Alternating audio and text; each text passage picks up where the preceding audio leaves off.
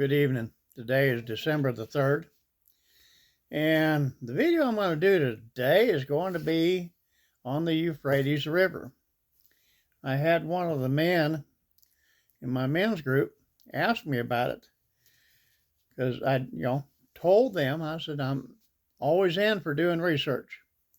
Used to be we were taught how to do that when we were in school. The way I understand it, they don't do that anymore. Anyway, getting back to the Euphrates River, there is so much information.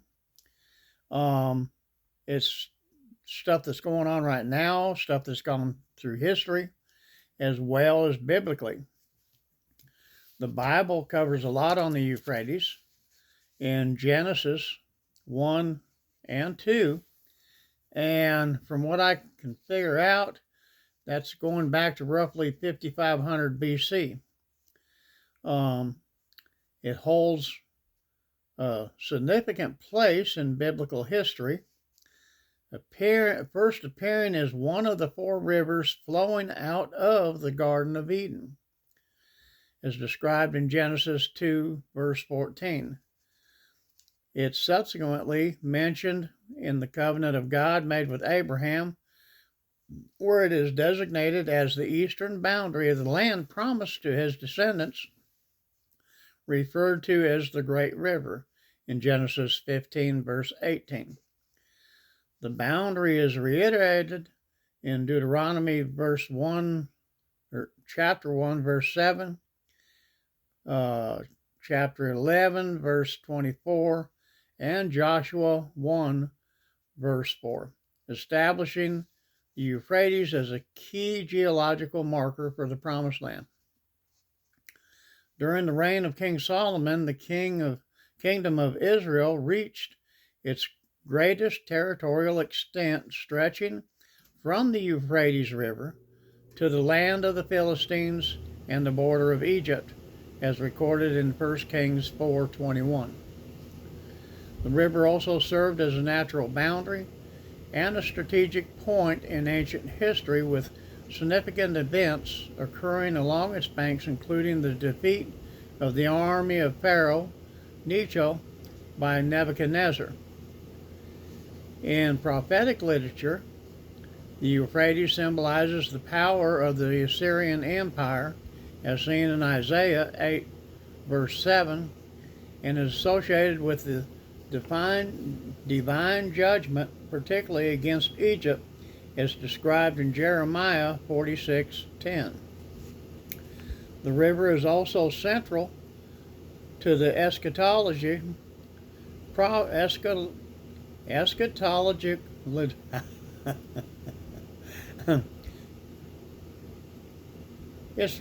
it's central to the prophecy of the New Testament, where Revelation 9:14 through 15, four angels bound at the Euphrates are released, signaling a time of great upheaval and the killing of a third of mankind. Furthermore, Revelation 16:12 describes the drying up of the Euphrates in preparation for the Battle of Armageddon, emphasizing its symbolic role to the end times. The Euphrates was vital to the development of ancient Mesopotamian civilizations, including the Sumerians, the Akkadians, Babylonians, Assyrians, whose interactions with the Israelites are documented throughout the Old Testament.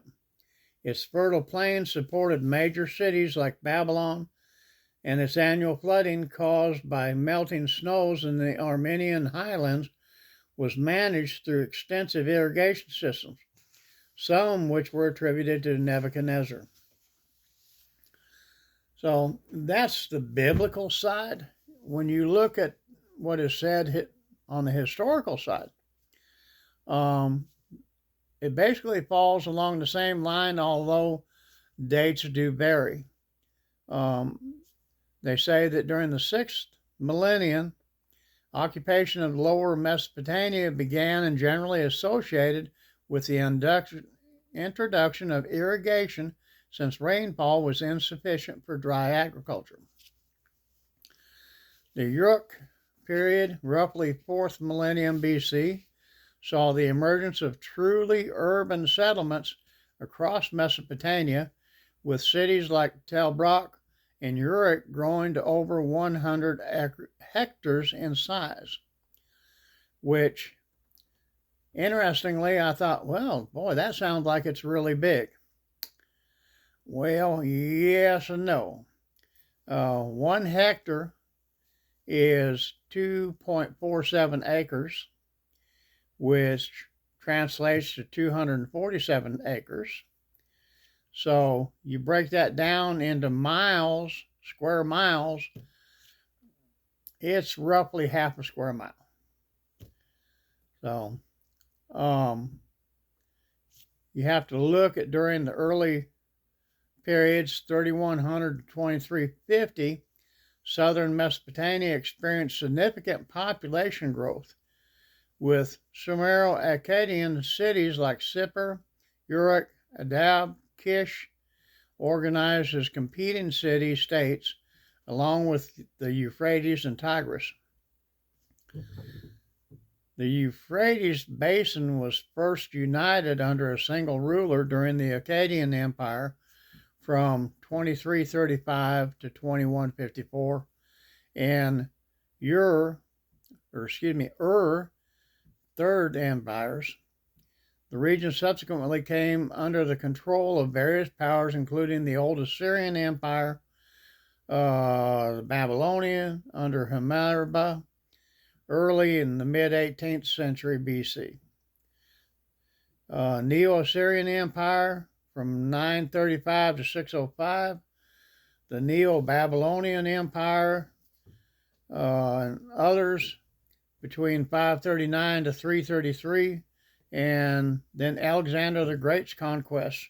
Later rulers included the Seleucid, Parthian, Roman, and Byzantine empires, and the Sand Empire until the Islamic conquest in the mid-7th century. The Battle of Kerbal took place near the river's banks in 680 AD.